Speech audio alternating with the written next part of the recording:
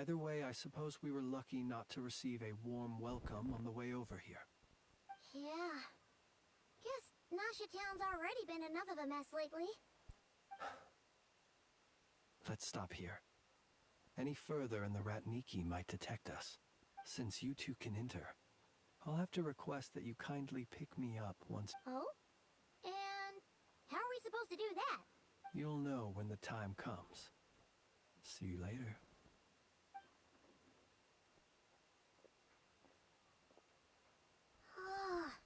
Still acting all mysterious. But he seemed pretty confident, so guess we gotta trust him.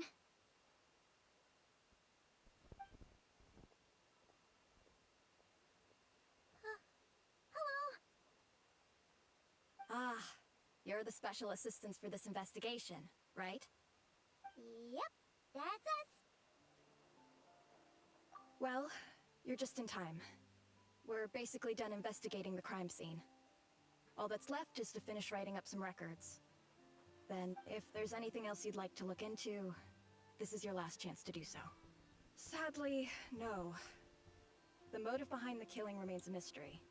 But considering that Nefer from the Curatorium of Secrets came forward to help investigate... We'll do our part too. Alright, we're going in.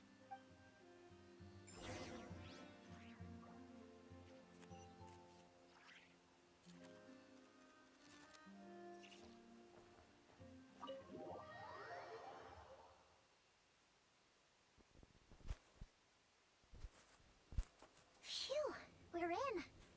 Thanks to Nefer's reputation, once again. But we still know nothing about how Flint's is gonna enter, or how we'll pick him up. Never mind. Something the matter? Huh. That looks like Flint's lantern.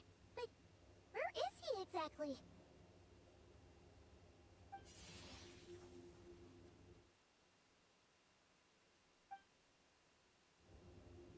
Well, we've got the lantern. What now?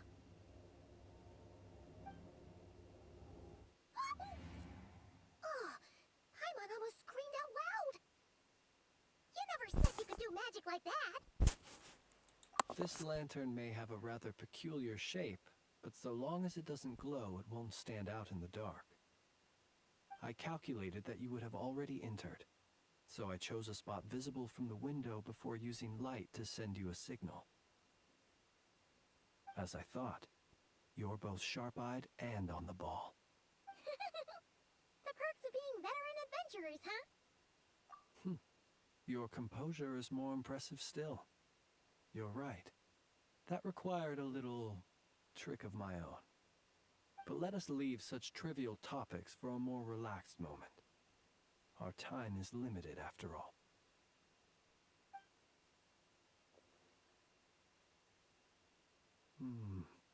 Just as I thought. Come, try sensing it yourself.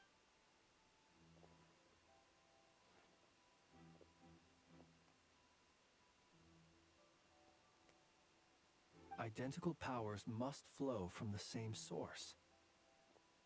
It was the Wild Hunt, then, that took my form and killed the Sergeant Major. But why do this? To sow chaos by depriving the Lightkeepers of one of their commanders? If the Wild Hunt's true form is powerful enough to stand against the world as you claim, I fear not even the full force of Lightkeepers could stand against him, let alone the handful of us stationed in Nasha Town.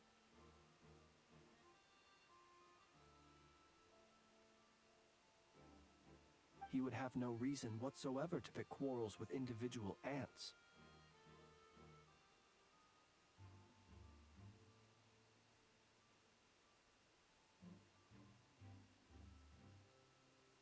Let's look again more closely. We must leave no stone unturned.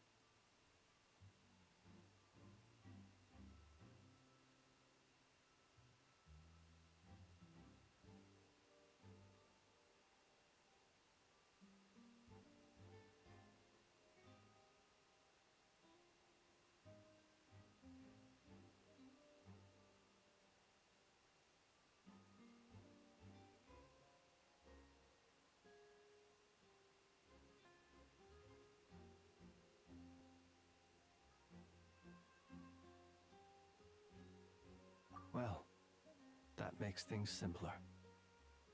In that case, allow me to disturb the fallen.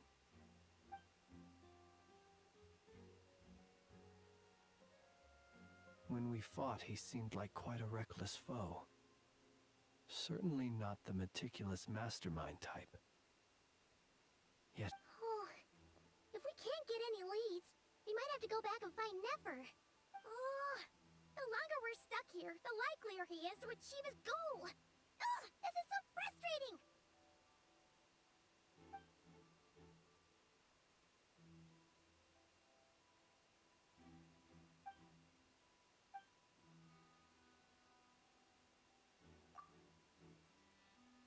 You mean this? I'm not well versed in machinery. No, that's not right. Paimon, remember, it doesn't mean that the components are damaged. But the real problem is that, yeah, he even helped us find the maintenance port. It could still be a coincidence, but The Sosi you met could have been that's right. You mean Hintsa?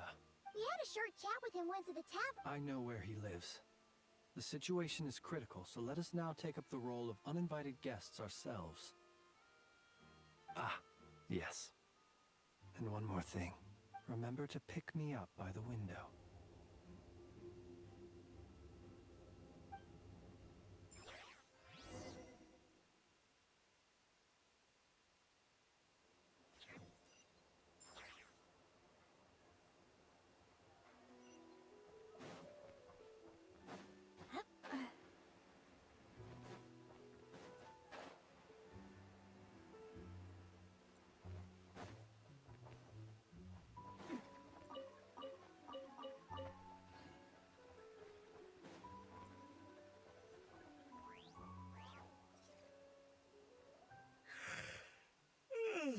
Oh, it's you two.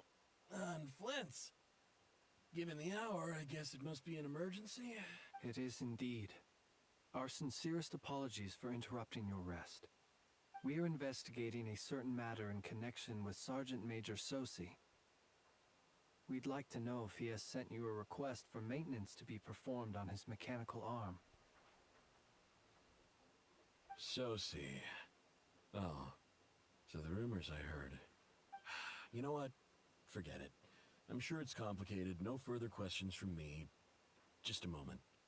I need to check my records. Thank you for your understanding.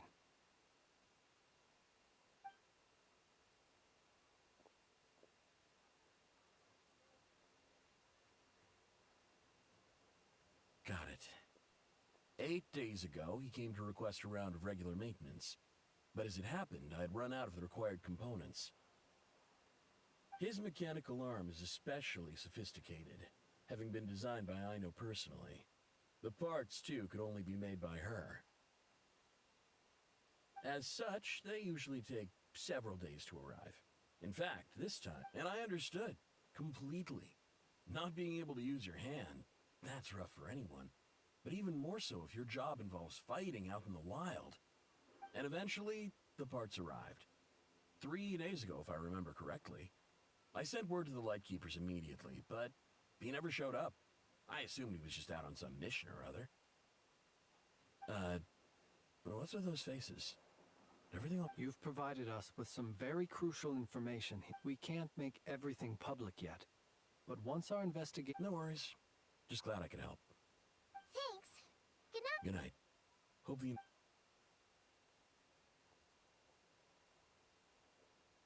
It seems that it is as we guessed. The Sergeant Major Sosi you encountered while repairing the camp 8 days ago, he had yet to act. But at some point after that, he attacked and imprisoned the Sergeant Major. With the immense gap in strength between them, the job was finished in a single blow. And perhaps his mastery of shapeshifting extends only to outward form, and not therefore to complex internal mechanisms. Hence his— You're saying he thought no one would realize his mechanical arm is actually made of some kind of black muck on the inside, so long as it worked, right?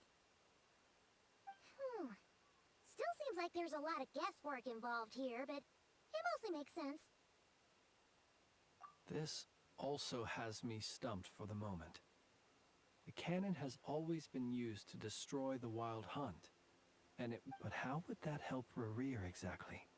Assuming he plans to collect the fragments within wild hunt anomalies. So we solved one mystery, only to dig up another. This is getting Paimon kind of down. Yes, I'd say it is high time we took a break. Seems like there's a lot left to investigate. We'll have to fight Rerir eventually. And we'll do a Yeah, we should totally get some sleep first. A reasonable suggestion. I have no doubt that my quarters have been turned inside out by now, at any rate. My colleagues have never failed to live up to my expectations of their discourtesy. Well, guess we'll just have to pick you up as usual. That would be good, yes. Feel free to put the room costs on my tab.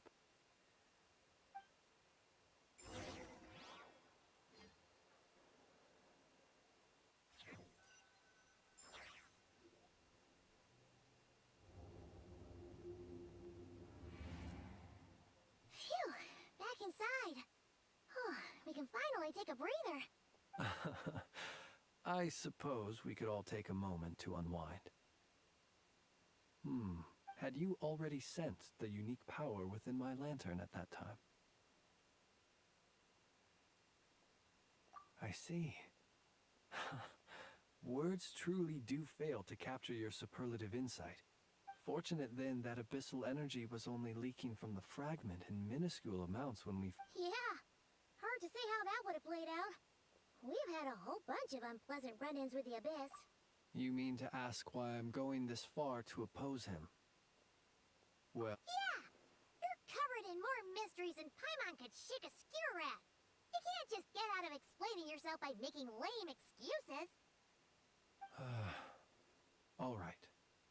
I suppose I do owe you some honesty. Whether out of your deductions have been quite correct.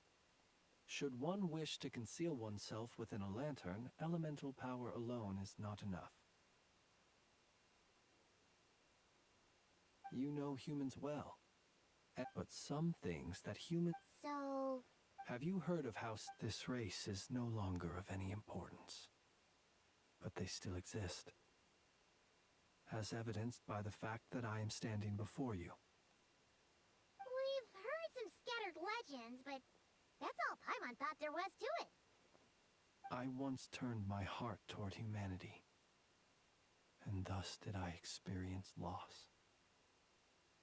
When you realize you are floating in the middle of a vast ocean, would it not be better then to simply sink?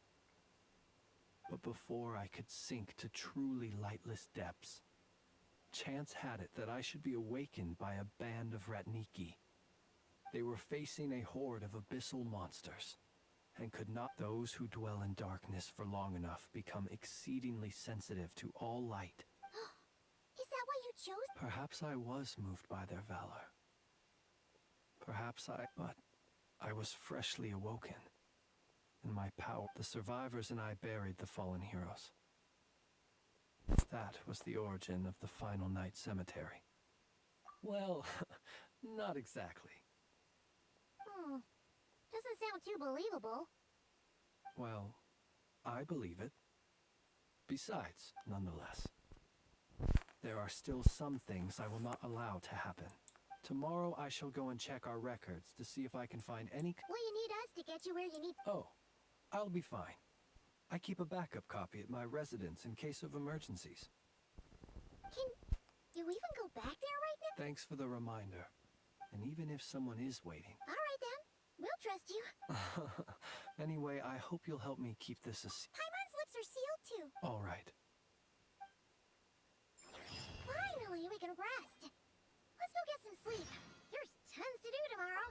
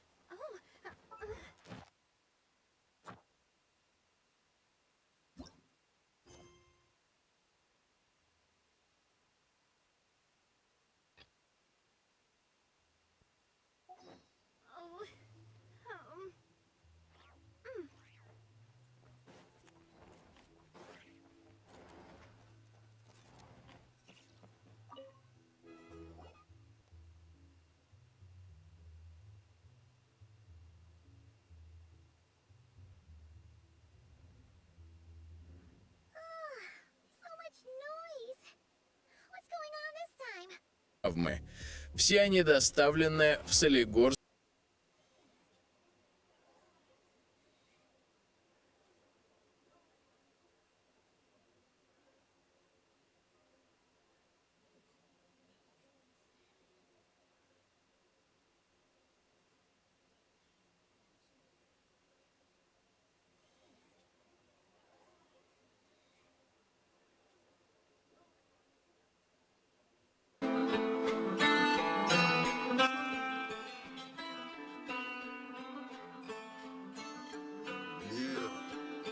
Нас ведет, и я не...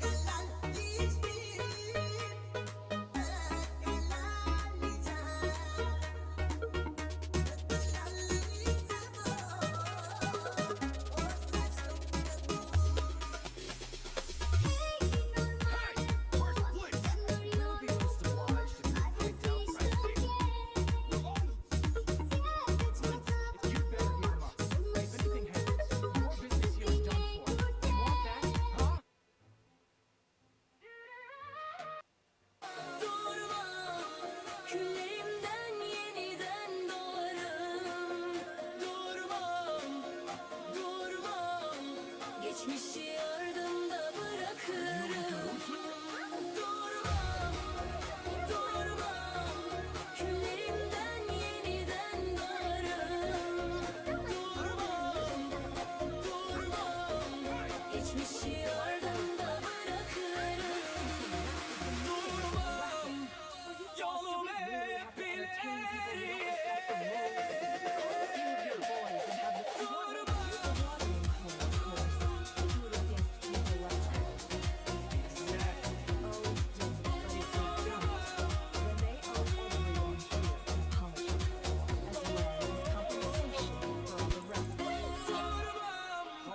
All right. Oh, alright then.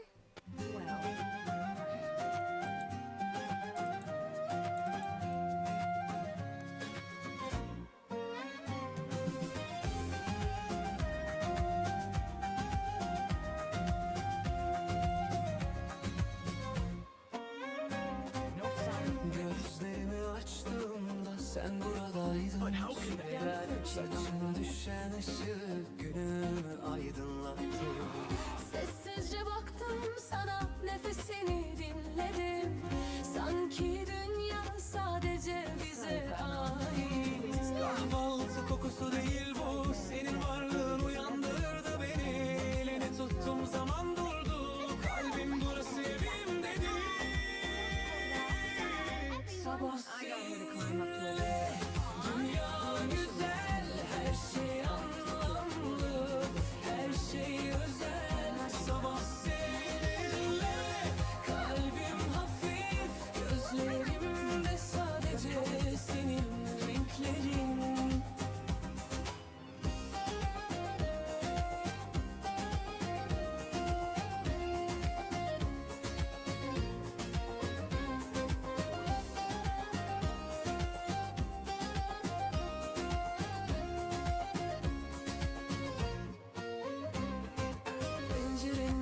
Baş acele içinde, ama biz yavaş tadını çıkarıyoruz. Gülüşün kahveme karışıyor, her yudumda sana doyamıyorum. Sabah seninle dünya güzel, her şey anlamlı, her şey özel. Sabah seninle kalbim hafif, gözlerimde sadece senin renklerin. Güneşten önce sen doğuyorsun içime. Is he gonna be okay now that he's on his own again? Sabah seninle güzel, her şey anlamlı, her şey özel. Sabah seninle kalbim hafif, gözlerimde sadece senin renklerin. Sabah seninle.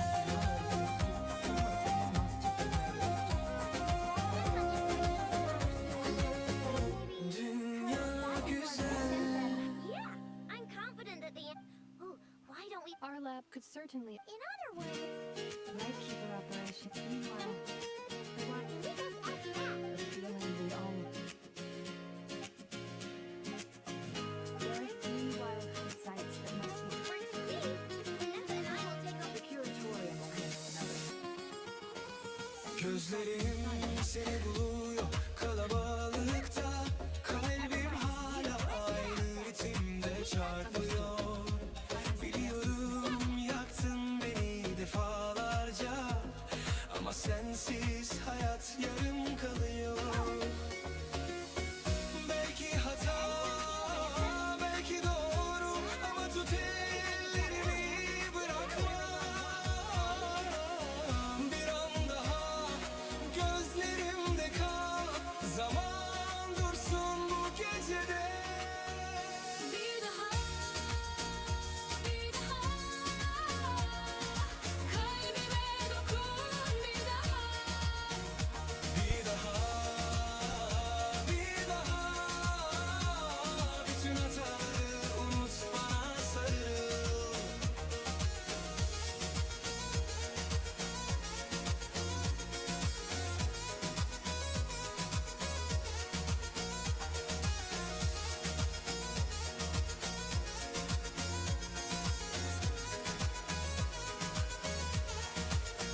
Sokaklar suskun, biz gürültüyüz.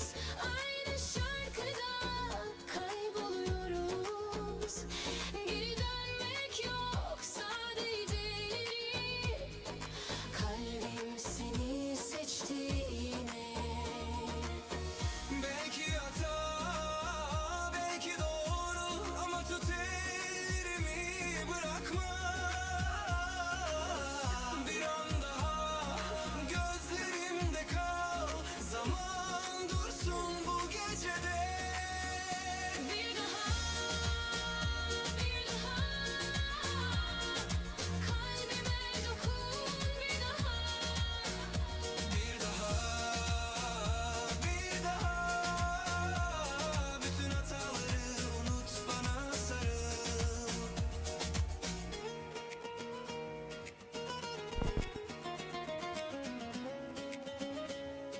Bazen bir hata hayatın en güzel anı olur. Bir daha.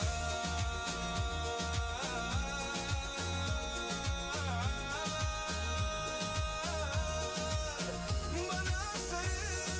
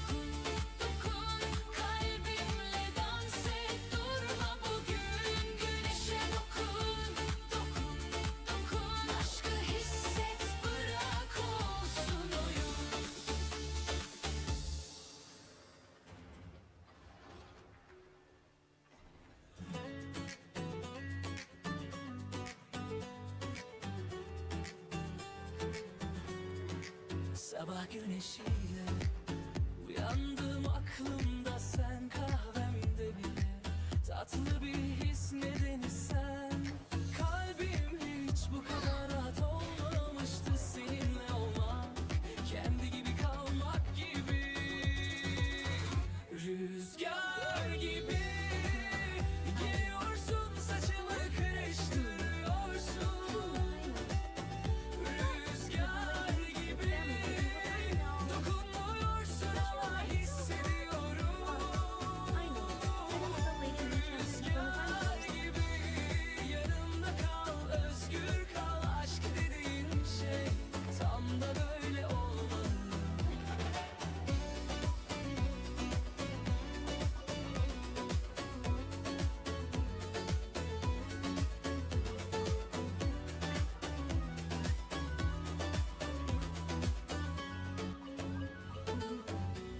Plan yapmıyoruz, anı yaşıyoruz. Kahkahalarımız binalara çarpıp yankılanıyor.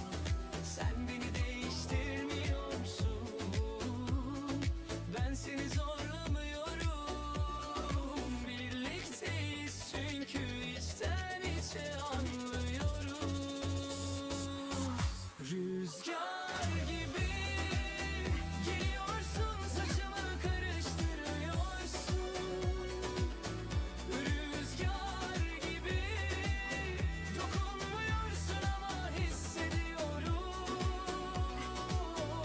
Rüzgar gibi yanımda kal, özgür kal. Aşk dediğin şey tam da böyle olmalı.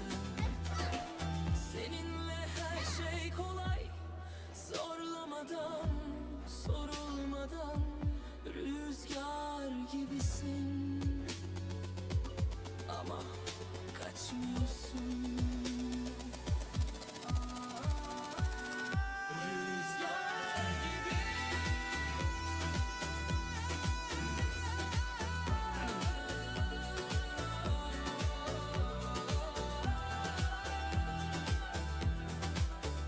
kaçmıyorsun. Tam da böyle olmalı. No, it's just my antler. As you've seen, which is why I try to find the time to come here. I'm afraid nothing much helps being as I know once while I was grateful. Yes, because I'm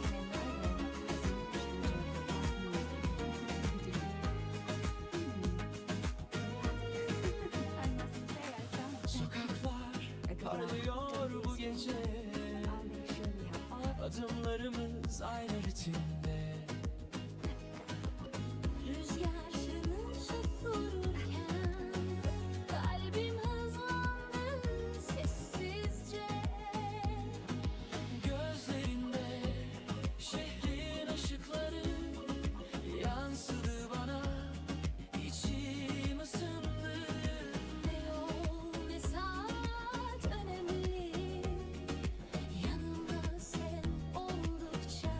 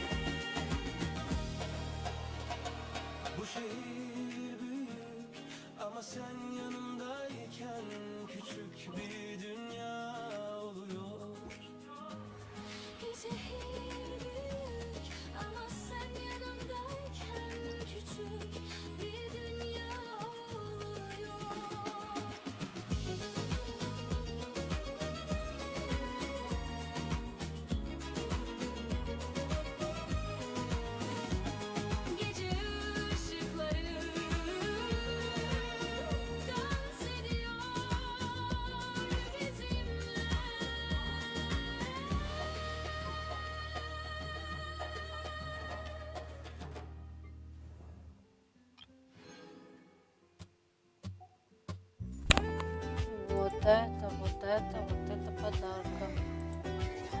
Вот это неплохая подарка.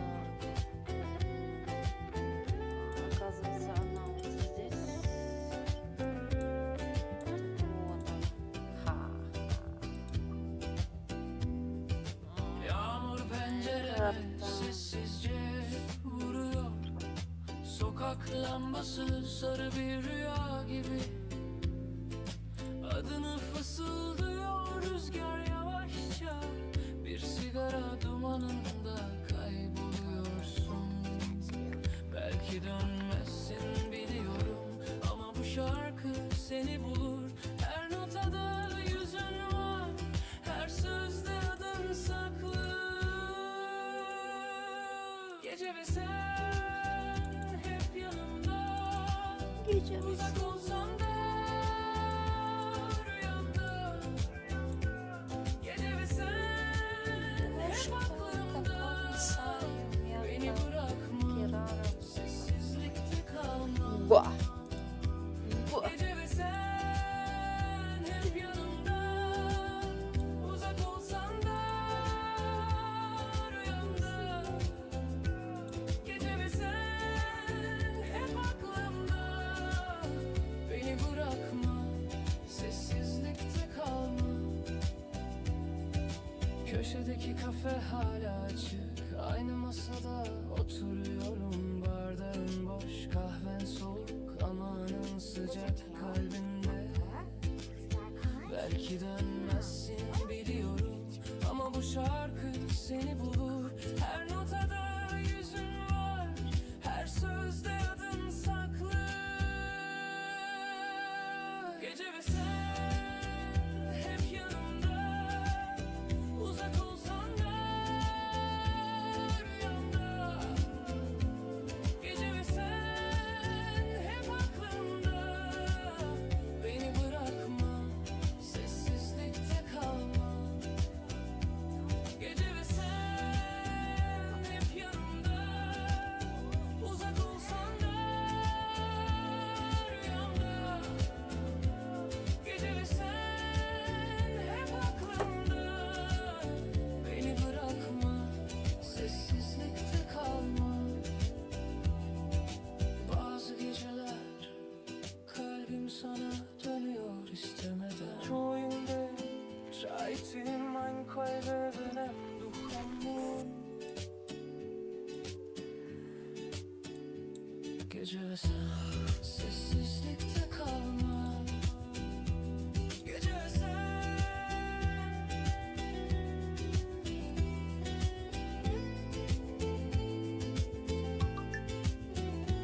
Gece ve sen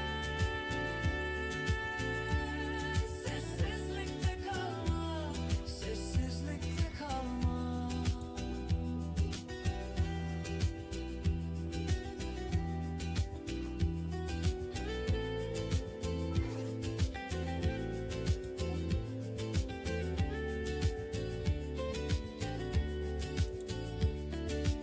Что я там на карте видела? Что-то я на карте, что-то я вижу вон там наверху. Я что, не исследовала здесь, да? Оказывается, да, не исследовала. А, это Америка, я думала, это не...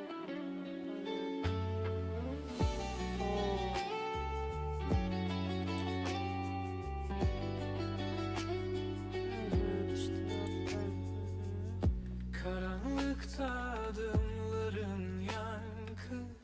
Bir şarkı çalıyor uzaktan. O geceyi hatırlatıyor bana. Gözlerin hala aklımda. Sokak lambası altında. Gölgenle dans ediyorum hala.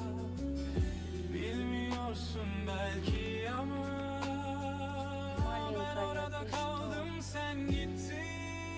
Маленькая, ты что? Gölgeler, gölgeler beni sana getiriyor her gece. Gölgeler, gölgeler Красивое фото будет из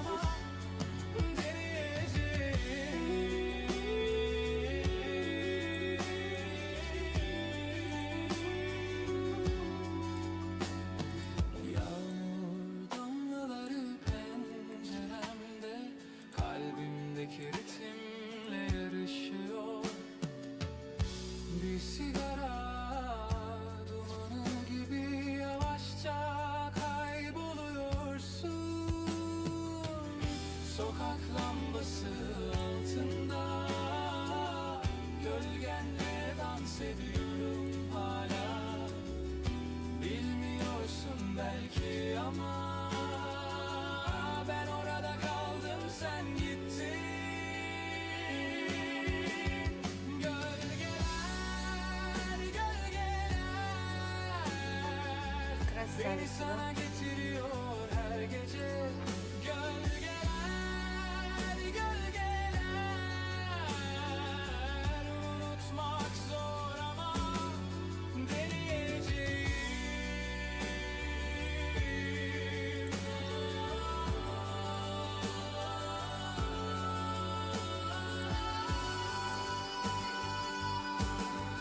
Bazen en sessiz an en çok şey söyler.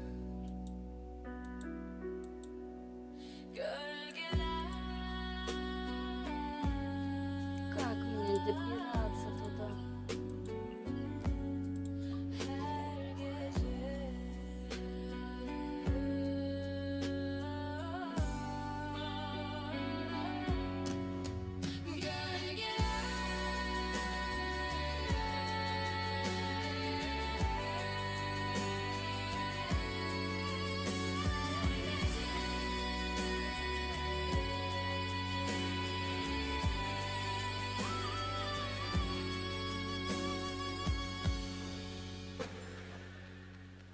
Блядь, это не тот ли задание, которое я уже проходила? Мне кажется, это оно. Если это она, я не буду сейчас проходить его. Что такое вот это? Sokaklar soğuk, adımlar yalnız. Geceler uzun, sessizlik ağır. Gözlerimde hala izlerin var. Silinmiyor, kazınmış kalbime. Her köşe başında seni görüyorum. Bir hayal mi yoksa gerçek mi? Kaçsam bile peşimden geliyor. Gölgeler gibi sessizce. Gölgeler, gölgeler bırakmıyor beni. Бля, да как зайти туда? Fısıldıyor rüzgar geceleri. Gölgeler, gölgeler sarıyor beni. Sensiz bu şehir bana yabancı.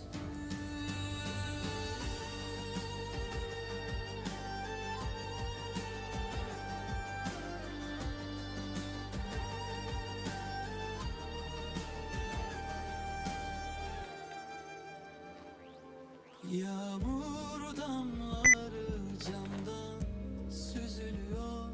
Kalbimde aynı yolda akıyor.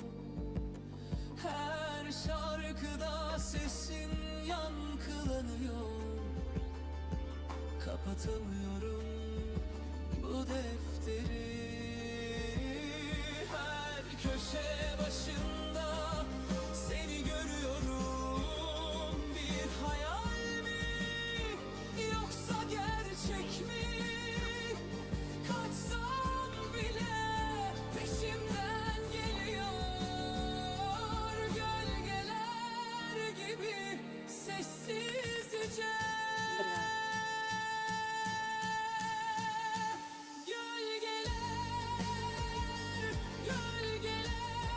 Блядь. Bırakmıyor beni. Adını fısıldıyor rüzgar geceleri. Gölgeler, gölgeler sarıyor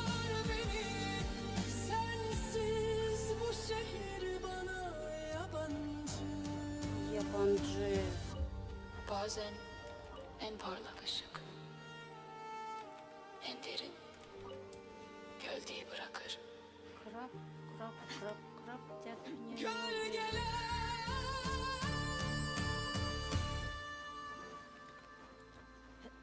Bana yabancı.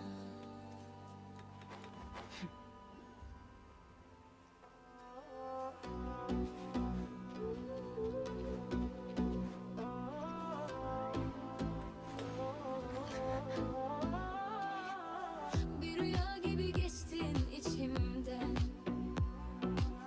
Gözlerin kaldı tenin değil. Suskun gecelere adını yazdım. Sesin çalar hala kalbimdeki zil. Geldin ama hiç kalmadın. Güldün Biraz ama hiç kabul et, tamam. sarmadın. Kalbimi al getirir. Ama o hala sensin gibi. Gölgem olur musun? Geceme dolusun. Kaçsam bile peşimdesin. Aklımda sen nefesimdesin. La la la, sar beni. La la la, yak beni. La la la, çık aklımdan. Gölgem olur musun hala hala?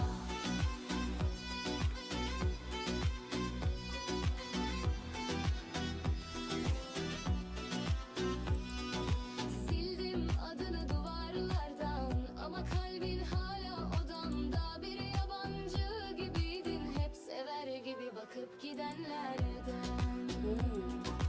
Bir dokunuşun yetti bana, yangınlar büyür aniden.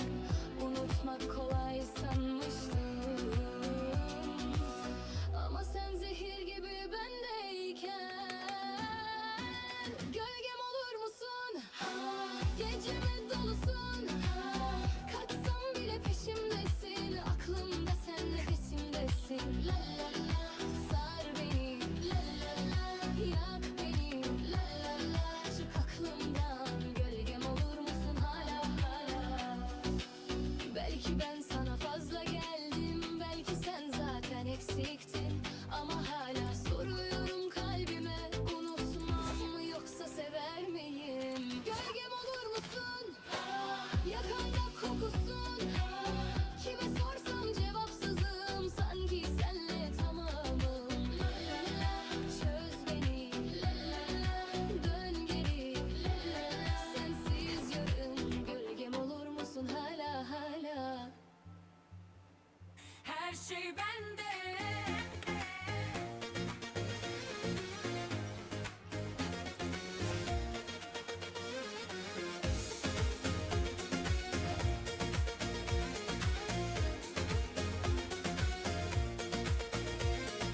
Yorgun sabahlara veda ettim.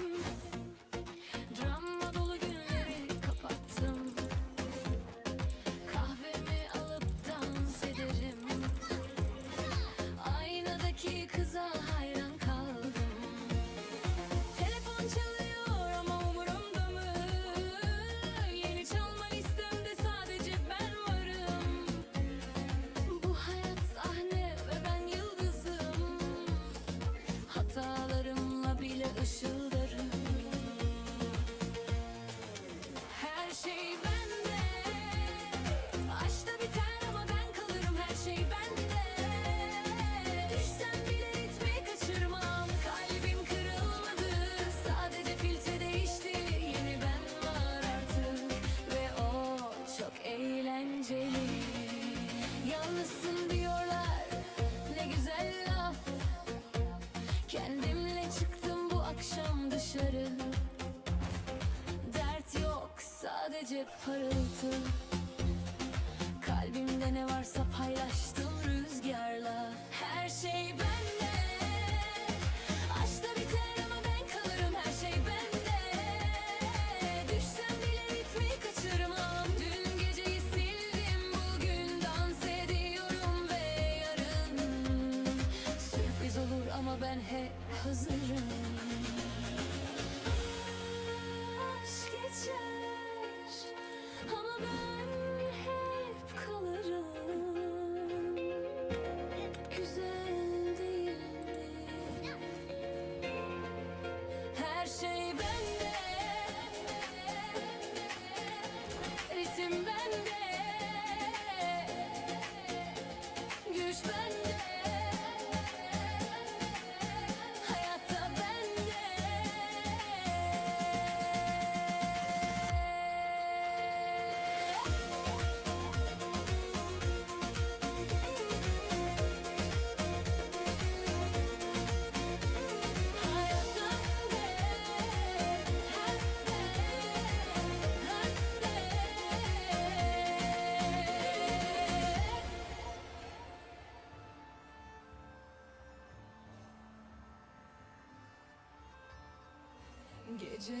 uzun, sensiz soğuk. Bir yıldız kayar, dileğim yok. Adını söyle. Rüzgar bana, kapatamam gözleri hala. Gözlerimde resmin var, silemedim yıllar geçse de. Sus diyorum kalbime ama duymuyor beni. Kalbim susmaz, susmaz. Her vuruşunda adını yazar. Kalbim susmaz, sevdam bitmez, hep seni arar.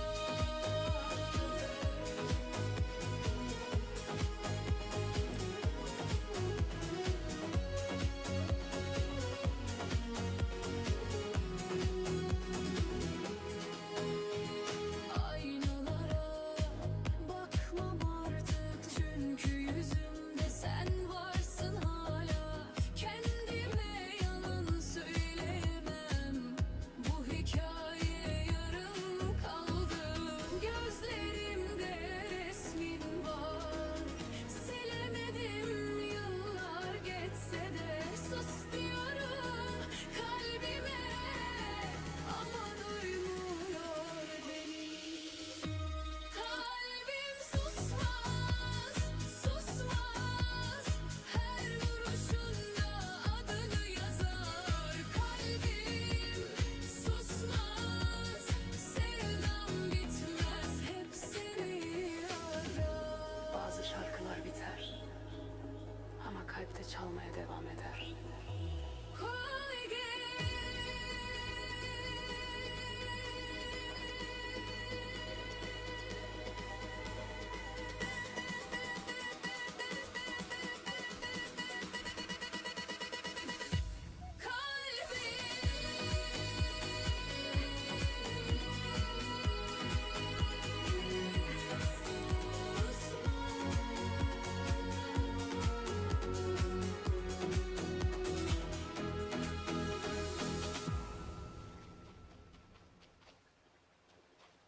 Gittin ama izlerin duruyor. Kokun bile perdelerde asılı.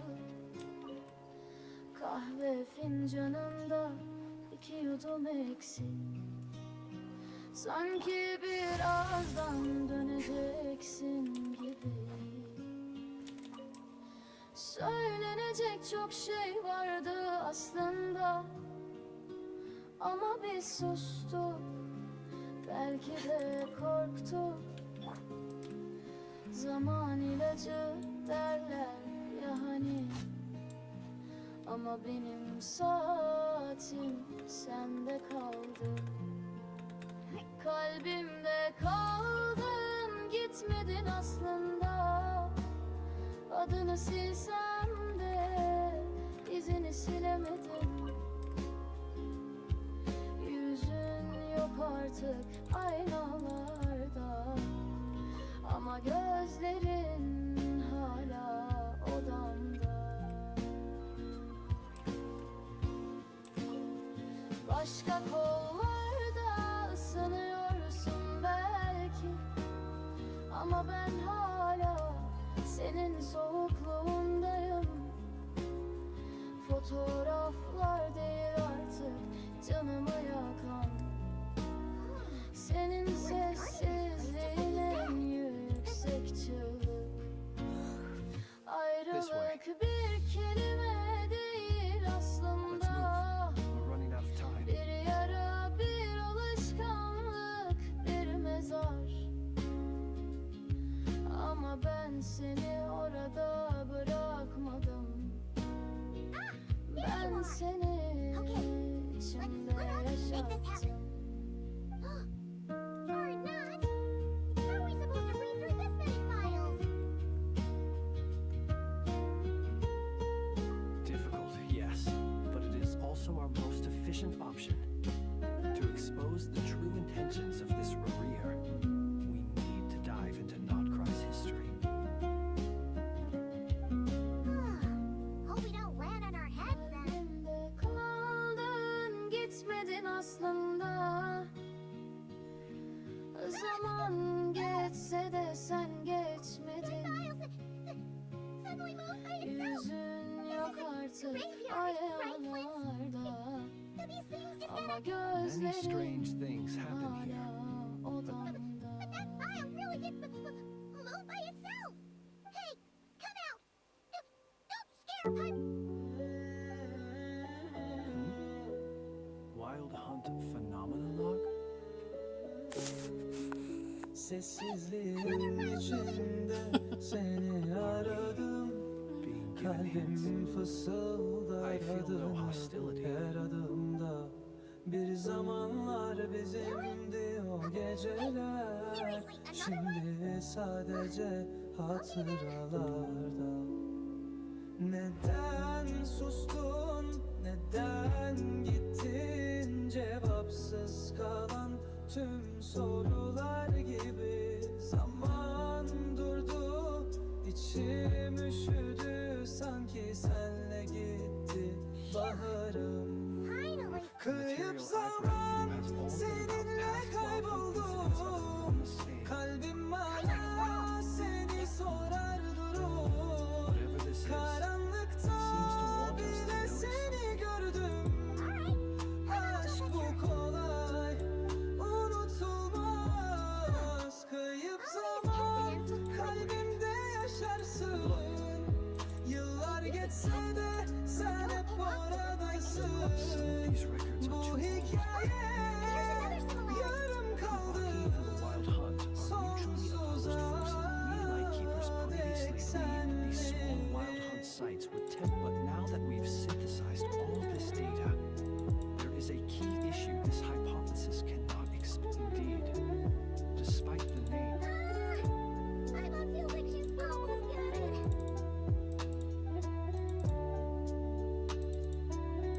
yes, that might be it. And while Kuvaki can indeed destroy, I'm kinda get her. what are you referring to? Dinlesem We had a sen real... varsın There sensizliğe. was. Leaving it was. Alışmak Makes sense. zor ama And all that just for the fragment. It begs the question. imkansız. Neden sustun? That's odd. Neden We shouldn't have any guests. gittin? Cevapsız kalan tüm sorular gibi. Zaman durdu, içim üşüdü. Sanki I'll go take a senle look. gitti baharım. Kayıp zaman seninle kayboldum. Kalbim hala seni sorar durur. Let's see here. Karanlıkta bile Situation seni urgent. The gördüm. cannon began operating shortly Aşk after we bu left Neuchâtel kolay and is preparing to fire. unutulmaz. Kayıp It is locked zaman on to Star City kalbimde Shore. yaşarsın. Please return to Neuchâtel and Yıllar assist. geçse de sen hep oradasın. Bu hikaye No time for speculation. He's already made his preparations. If you recall, his body was incomplete when we last met. If this bombardment continues to increase his strength, he might regain his... Hiç gitmedin aslında fark ettim. Let's go to the cannon's target site. That's one moment. Yarım kaldı sonsuza dek senle.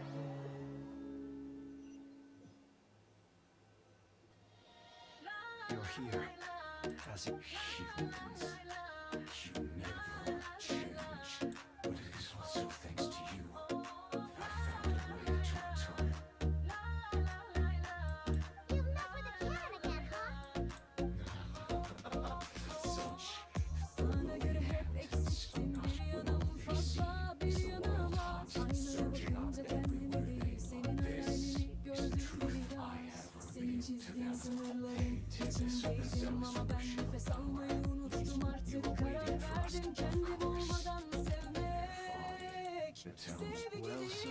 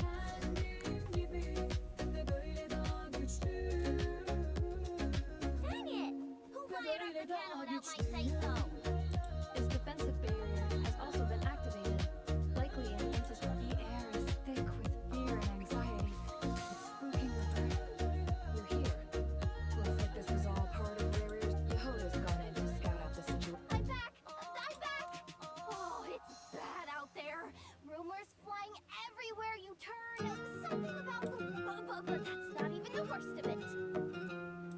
Lots of folks don't even believe the cannon can prevent this crisis, so they're getting ready to make a run for it. Aynı sokakta yine yürüyorum. Sen yoksun artık ben tek başıma. Kim bilir şimdi ellerin kimi sarar. Ben hala seni bekliyorum burada. Unuttun mu o yağmurlu akşamları birlikte ıslanırken güldüğümüz anları. İçimde bir boşluk, sessiz çığlık. Seni unutamıyorum. Sen çoktan gittin uzaklara. Gözlerin artık bakmıyor bana. Ama hala kalbimde saklısın. Silinmeyen bir iz gibi. Belki de duymuyorsun bu şarkımı. Sadece ikimiz için yazdım. Ama sen bendesin. İlk günkü gibi.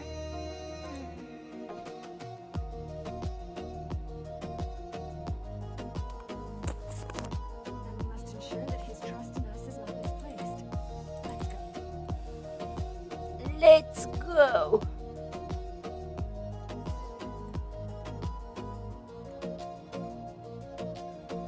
Bu şehir çok kalabalık artık. Ama kalbimde bir tek sen varsın. Her köşe başı, her eski kafe sanki seninle dolu hala. Unuttun mu o yağmurlu akşamları birlikte ıslanırken güldüğümüz anları. İçimde bir boşluk, sessiz çığlık. Seni unutamıyorum. Sen çoktan gittin uzaklara. Gözlerin artık bakmıyor bana. Ama hala kalbimde saklısın. Silinmeyen bir iz gibi. Belki de duymuyorsun bu şarkımı. Sadece ikimiz için yazdım. Ama sen hala bendesin. İlk günkü gibi.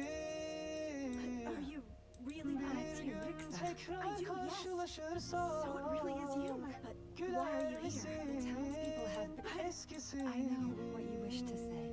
Geri But dön you deme.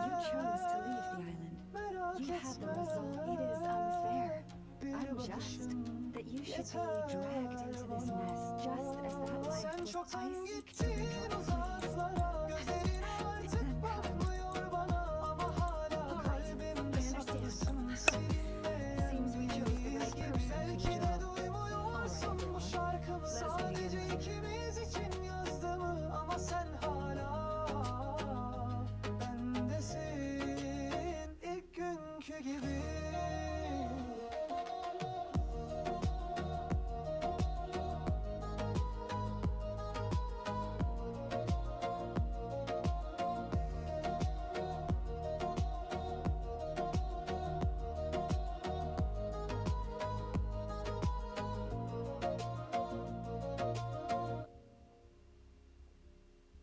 Huh?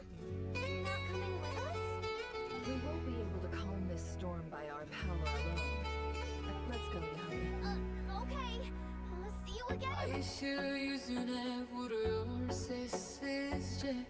Kalbim kırık ama ellerim sende. Biliyorum sabah gelince sen başka bir şehre gideceksin. And we shall pave it ourselves. Gözlerimde saklı kalan binlerce cümle var hala. Ama susuyorum çünkü bu anı bozmak istemem. Son gece, son gece. Kalbimi bırakma, sarıl bana yine. Son gece, son gece.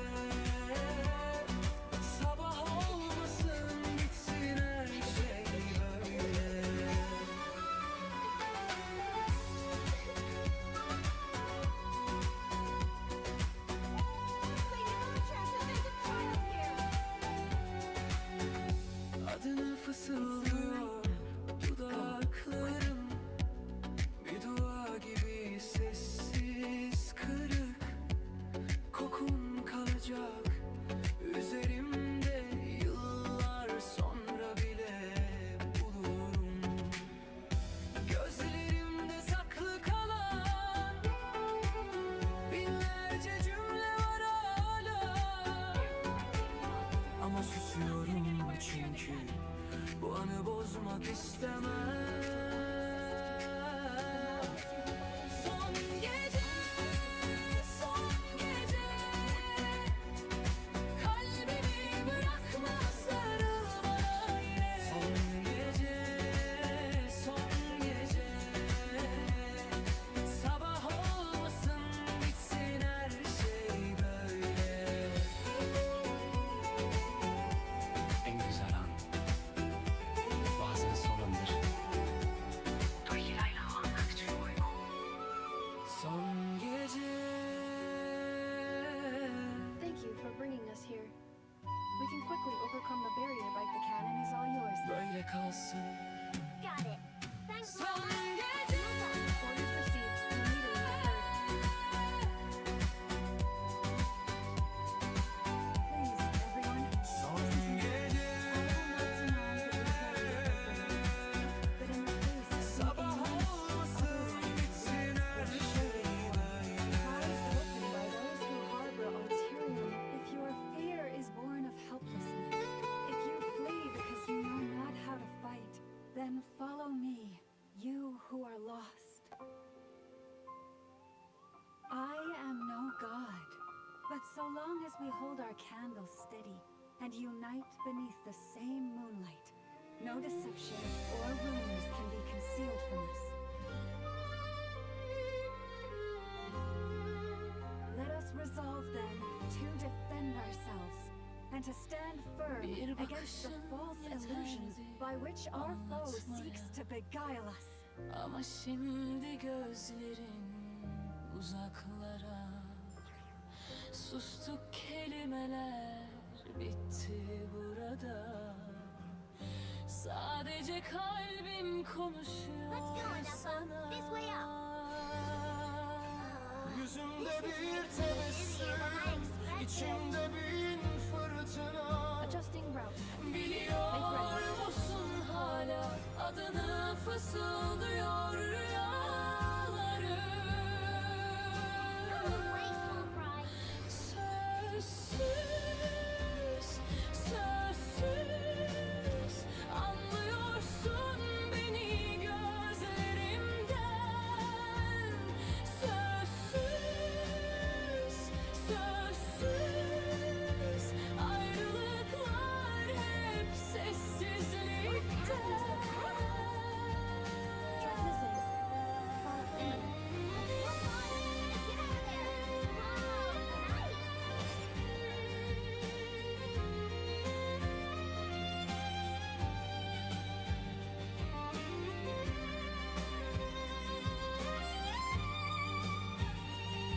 Let's go, Enough. This is making me dizzier than I Bir expected. şarkı çalıyor uzaktan. Make ready. Bizim gibi yarım kalan, belki başka bir zamanda tamamlanır yarım kalanlar. Yüzümde bir tebessüm, içimde bin fırtına. This is making me Biliyor dizzier than I musun expected. hala adını fısıldıyor rüyalarım.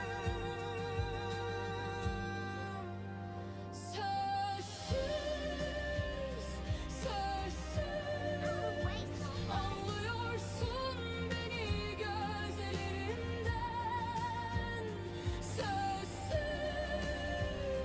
sözsüz ayrılıklar hep sessizlikte. Bazen en yüksek çığlık What sessizlikte. happened to the past? Sözsüz.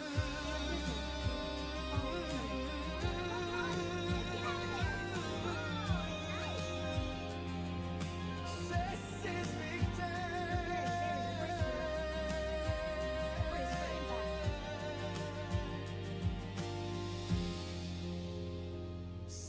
Sessizlikten.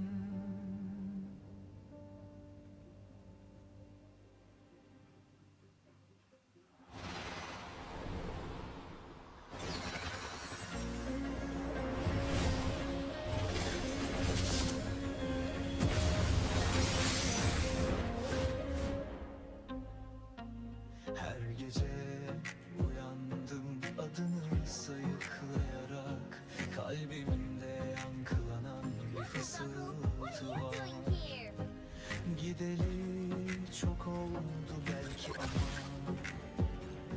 içimde hala senin sana hiçbir şey söylemedim.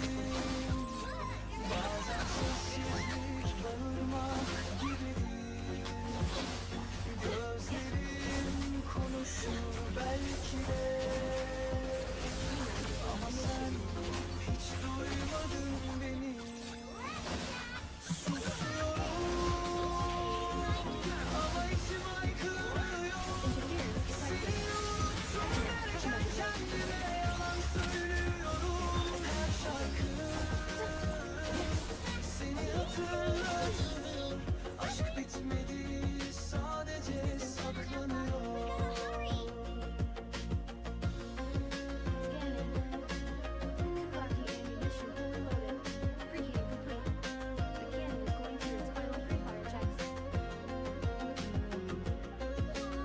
Alright, let's hit the emergency brake. Assessment. Not enough time. Emergency brake will cause internal explosion of critical value. Damage assessment. Incalculable. Sanki başka bir hayatta, başka bir yerde seninle yarım kalan bir hikayem var. Fotoğraflar bile artık solgun, ama içimde hala tazeyiz biz. We are out of time. Ama içim haykırıyor. Seni unuttum derken kendime yalan söylüyorum. Her şarkı seni hatırlatır. All your efforts have been futile. It is too late now. Perhaps you're right. Why aren't you running? Ve sen sorarsın neden sustun orada. Cevabım yok, ya da belki çünkü çok seviyordum.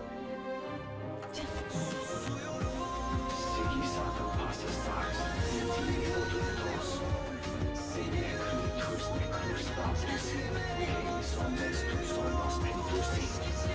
Vocês que os paraquedos que arrancam sur le cou, torpedo a idiom veraton. anlarsın belki.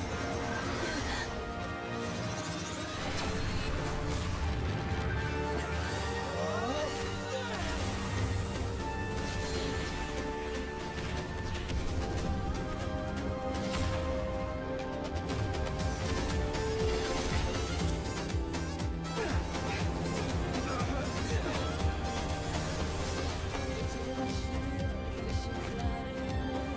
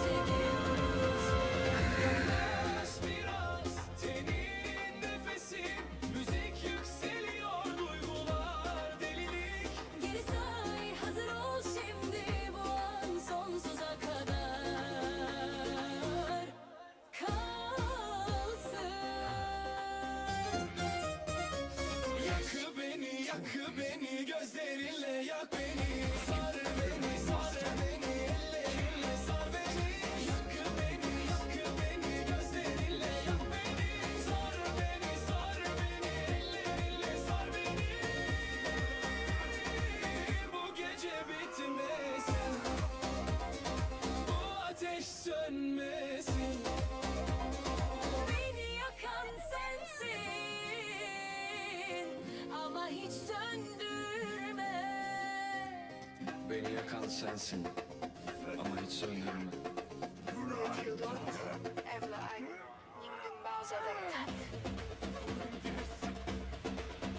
Watch out! Whatever rationality he still had when he was searching for his body is gone.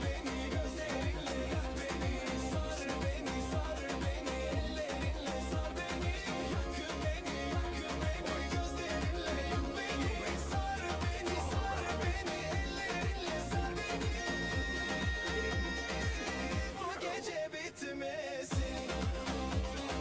Bu ateş sönmesin.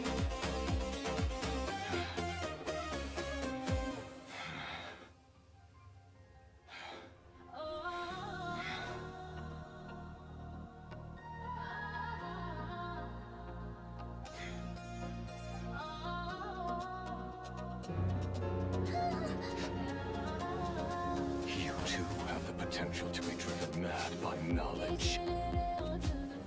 But the truths you seek are so insipid. How laughable that you should die for their sake.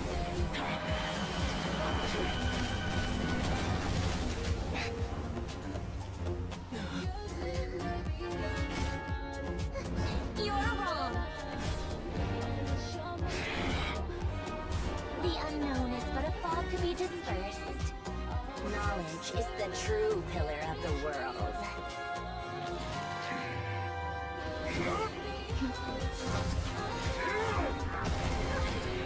You're not the only one who got stronger. Colonia!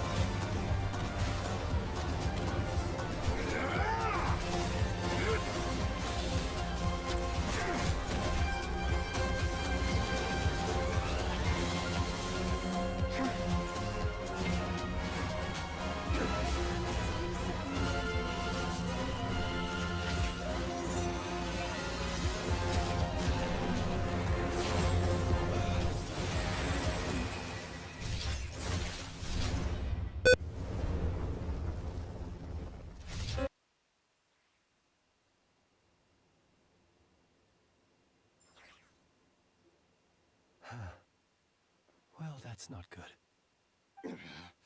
Sluggish, torpid. This body is a disappointment. I can barely muster 10% of my original strength. You. Let me guess.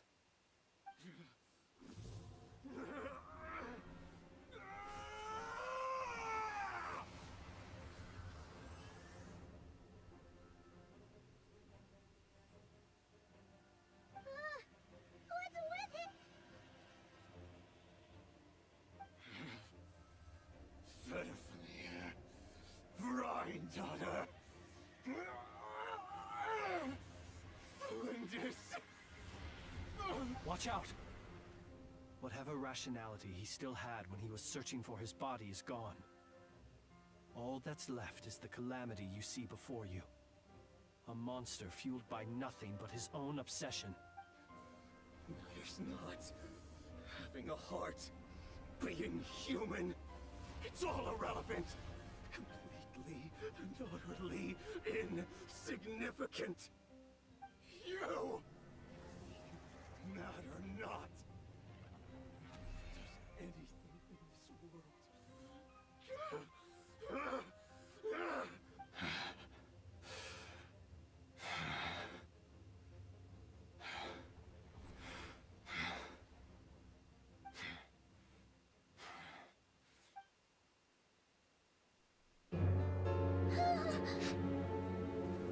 You too have the potential to be driven mad by knowledge. But the truths you seek are so insipid. How laughable that you should die for their sake.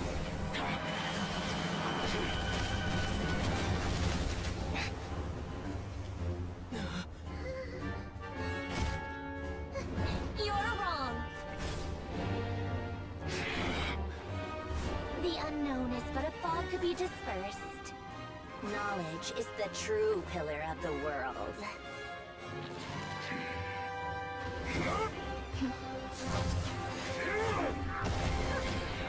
You're not the only one who got stronger.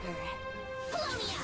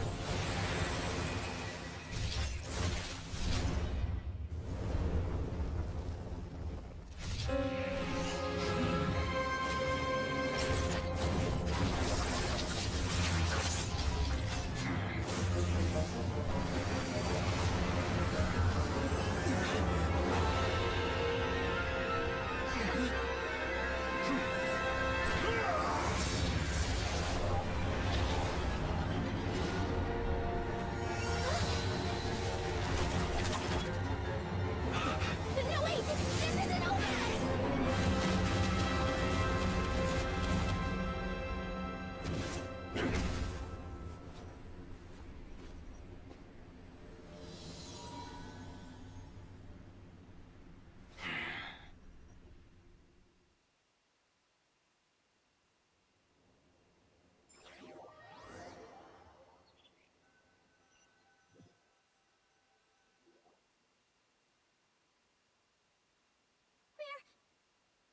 We're safe? It seems this young lady aided in our escape. You have my sincere gratitude, dear madam. The flowers here bloom in such peaceful silence.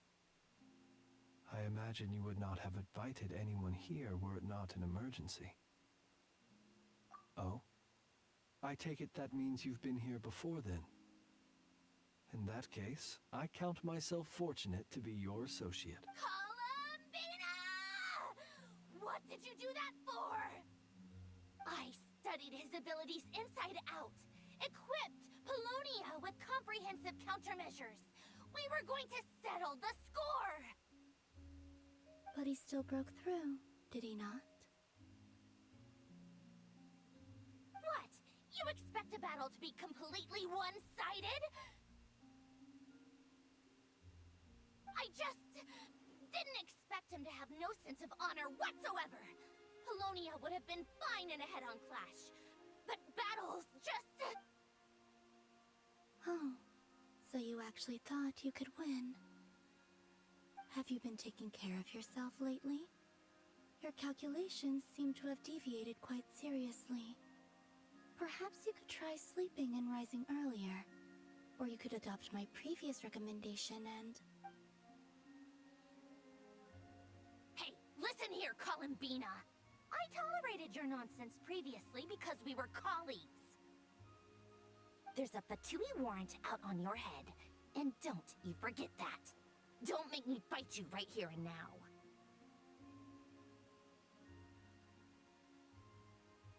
Oh, I was just a little concerned about you, that's all.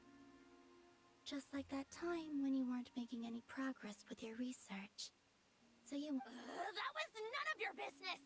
And don't you ever drag me out to one of your freaky hovels again! Come on, Polonia!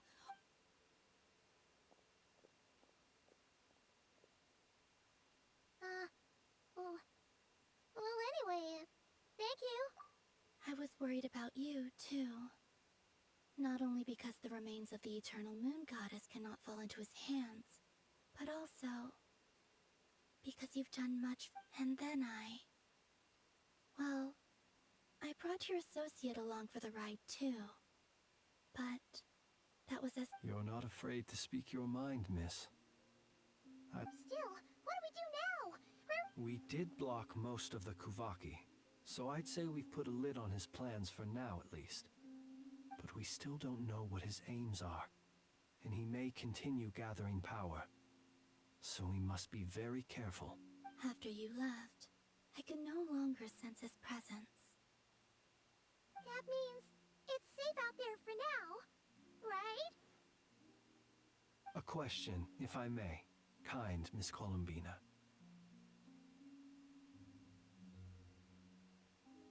When the cannon's Kuvaki beam was deflected earlier, I saw several bolts of energy streak toward Hisi Island, only to be blocked. Did you also have a hand in that? No. I see. Curious. Oh yeah! The cannon veered off course in the end, didn't it? Paimon wonders how Aino and the others are doing. In that case, Miss Columbina, I shall not disturb your serenity any longer. Thank you once again for coming to the rescue.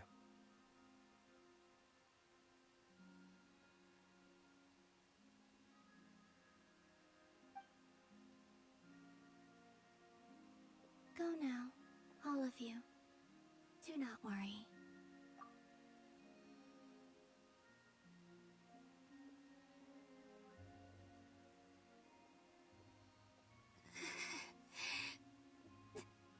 My strength still isn't returning. It seems my time is...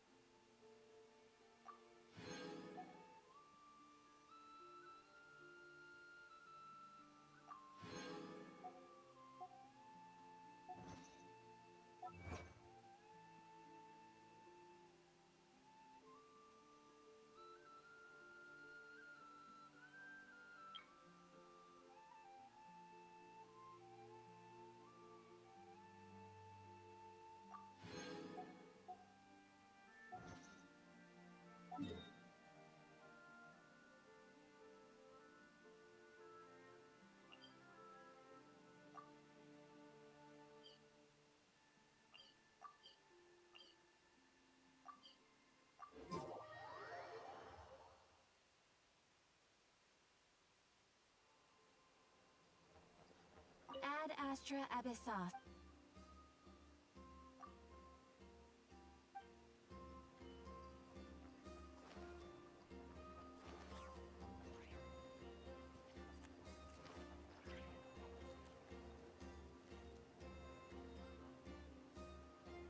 Fortunately, we were able to minimize the harm.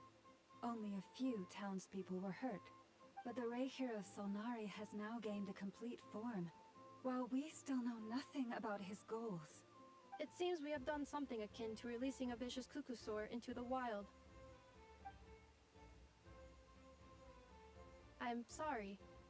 Is no one here familiar with Kukusaurs? Paimon knows what you mean, but that analogy seems more... He said that this world means nothing to him, so it is possible that he doesn't have a reason to fight us at the moment. If his objective had been revenge alone...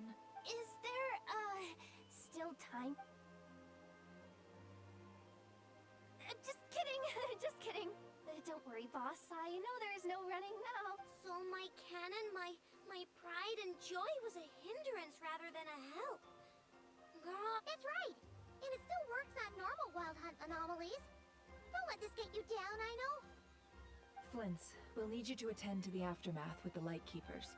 Don't worry, I've explained everything to them. You're in the clear. My thanks. For that and for everything else I hear you did to help us arrive at the truth. Had you been willing to show yourself in public more often, you would not have been so easy to isolate, you know. Point taken. I will give that some thought. I suppose that's one way I'd benefit from replacing Sergeant Major Sosi. You mean you're being promoted? Was Paimon the only one who didn't get that? Well, if you've got a moment, would you like to come? There's a certain gentleman I'd like to send off on his final journey.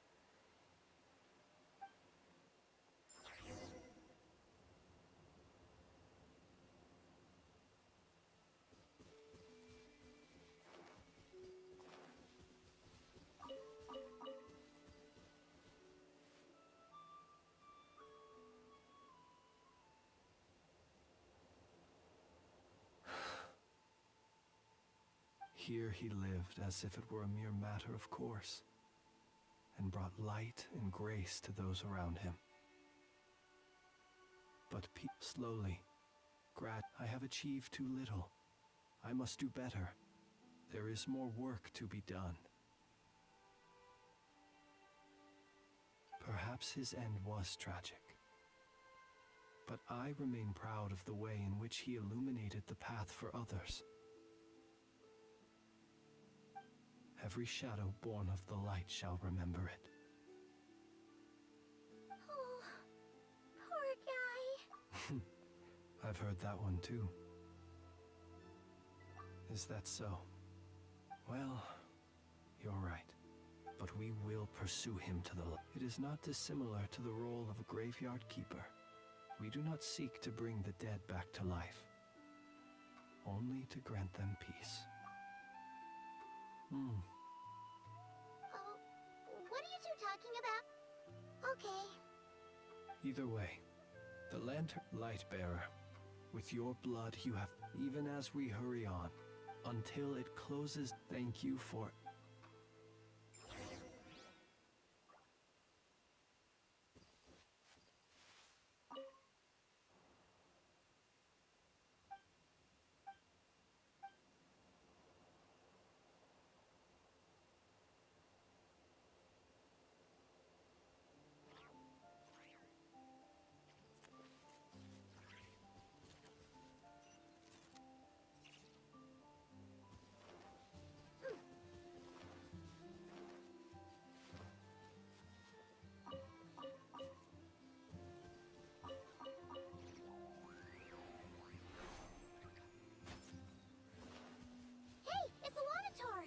Should we go after her?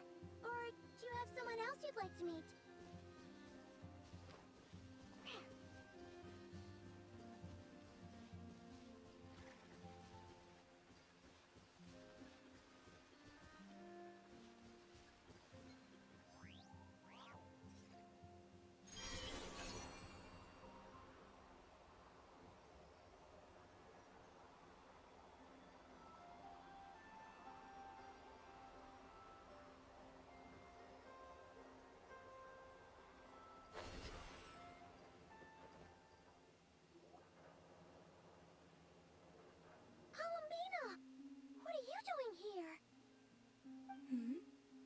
Was it not you who recommended such walkabouts to me? Yeah, but aren't you afraid the Fatui will see you? Zandrone seems uninterested in my capture, and the others are unlikely to risk making contact at all. They have more troublesome affairs to deal with. Well, it's good to come out for a walk either way. So, how do you feel? Is Nasha Town to your liking? The flow of Kuvaki is somewhat turbulent, and the people are ill at ease. However? Is this where you purchased the dishes you treated me to? Are you serious?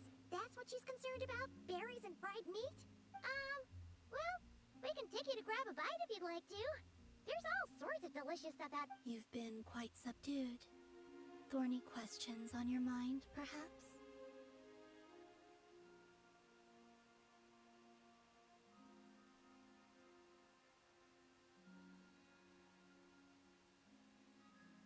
I still wish to return to the moon that belongs to me. That is where the answers lie buried. That is my true home.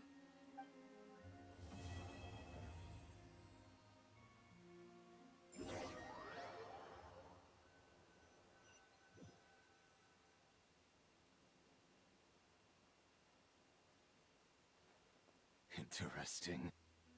You followed me this far. Haha! Right you are. I forgot to introduce... The name's Varka, Knight of Boreas, and Grand Master of the Knights of Favonius.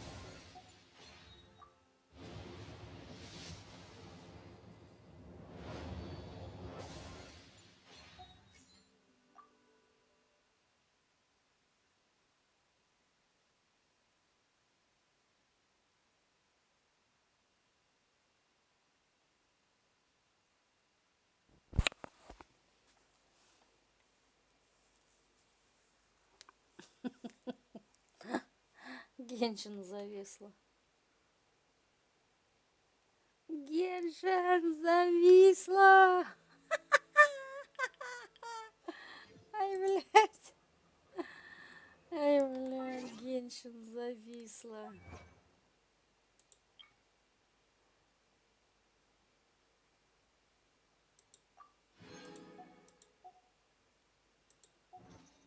All things.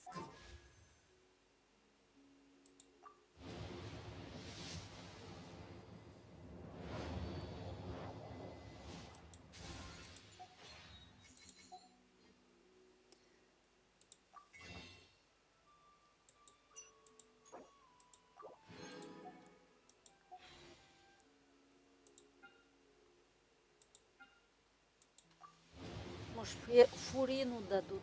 О, правда дадут?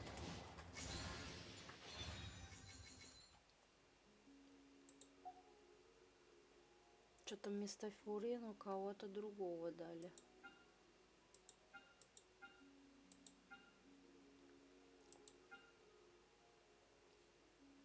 Все.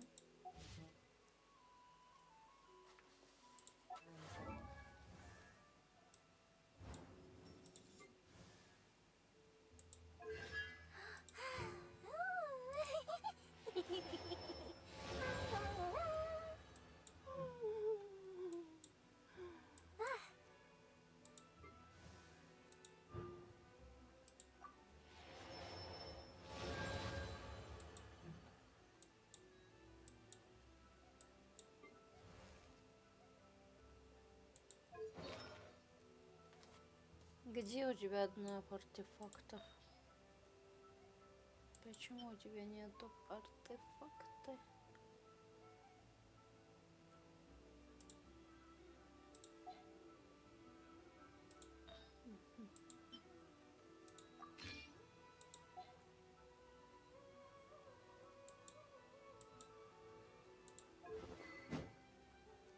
Ой, почему у тебя арты?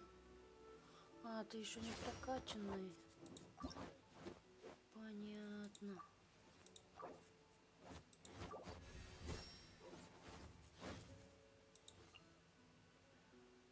Понятно, понятно.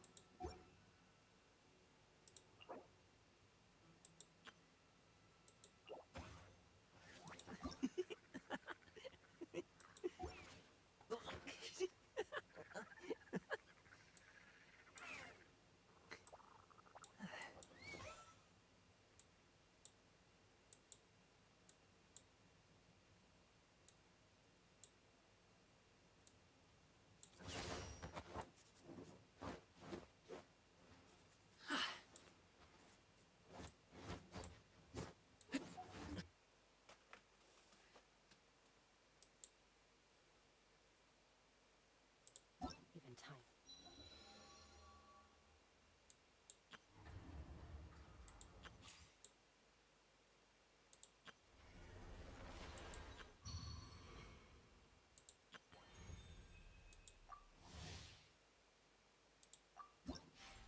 Imagine, if you can believe it, a whole other world within this universe. In that world, people found supreme bliss in what can best be described as lucid dreams. Reality became blurred, or rather, redefined. But outside of their flawless reality, the problems of the material world remained. And in the end, the cold, hard truths of the real world caught up to them in the reality to which they had escaped. Deep in the dark ruins, another soul who was fleeing destruction discovered the final remains of this world. These two terminals were once a means for the dreamers to manage the outside world. Now, they form part of the mage's collection. The mage once tried to form a world from things she had gleaned in her eclectic experience. But as the calm observer, she never found that spark of inspiration to bring everything together. Before fate caught up to the wandering mage, she paid one more visit to her wise and learned friends. She learned much during their time together, and although she did not find the answer, her loneliness faded away in time. But as she and her friends crafted other wondrous worlds together, she finally realized the missing piece in the world she dreamed of creating. A vibrant, captivating protagonist. The glorious traveler and their impeccable companion were the perfect candidates. She was filled with hope. The lucid dream of a lost civilization was built anew, and the mage's vast collection now had a world to call home. After sojourning for so long, it was time for her to leave lest the destruction catch up with her. And in any case, a new story had now begun.